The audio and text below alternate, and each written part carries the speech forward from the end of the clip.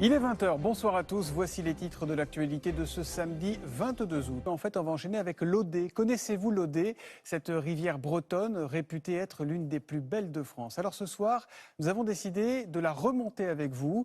Nous vous convions donc à une balade côtière finistérienne et nos guides s'appellent Antoine Delcourt et Morgane Tréguet.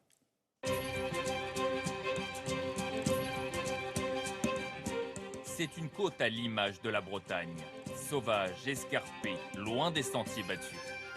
Au sud du Finistère, nous traversons un tableau entre campagne verdoyante et mer d'huile azur. Notre escapade commence donc ici sur le pont de Cornouailles qui permet de traverser la rivière de l'Audet. Juste en face de nous, Sainte-Marine et son petit port de pêche. C'est notre première étape.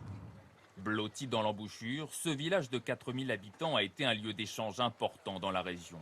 Pour le découvrir, nous avons rendez-vous avec Nolwenn, animatrice culturelle. Bonjour Nolwenn. Bonjour, comment allez-vous? Ça va, très bien, et vous? Très bien, ici c'est plutôt agréable. Depuis 12 ans, elle gère un musée dédié à l'histoire locale. Sainte-Marine aujourd'hui, un repère pittoresque pour plaisanciers et touristes. Mais au 19e siècle, les habitants vivaient autour de la pêche avec un quai animé.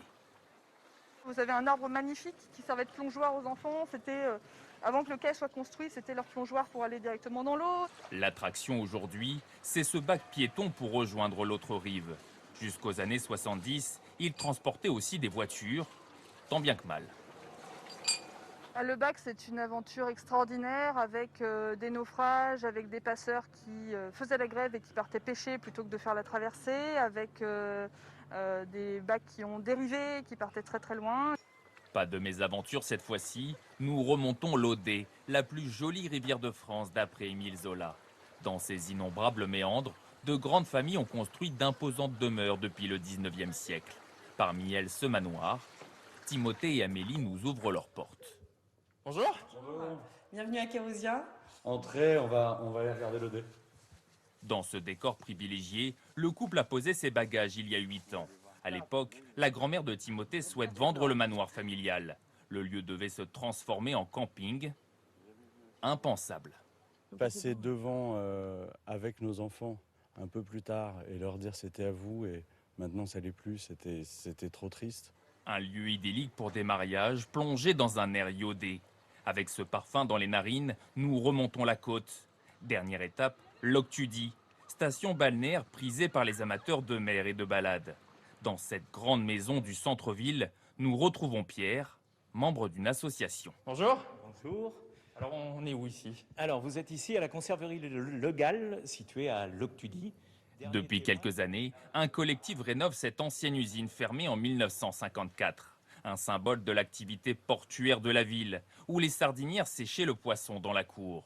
Le bâtiment est resté en l'état, les machines aussi. La friteuse a été remplie d'un bain d'huile. L'huile était chauffée par un serpentin dans lequel circulait la vapeur. Les ouvrières y plongeaient les grilles quelques minutes, le temps de frire la sardine. On les ressortait, on les égouttait et on les emboîtait. Encore quelques travaux, le musée devrait ouvrir en septembre pour les Journées du patrimoine.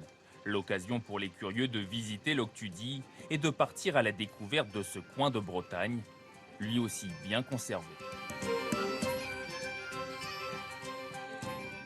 Et les journées du patrimoine dont on parlait à l'instant, qui en l'état, si le Covid le veut bien, sont toujours prévues pour les samedis 19 et dimanche 20 septembre.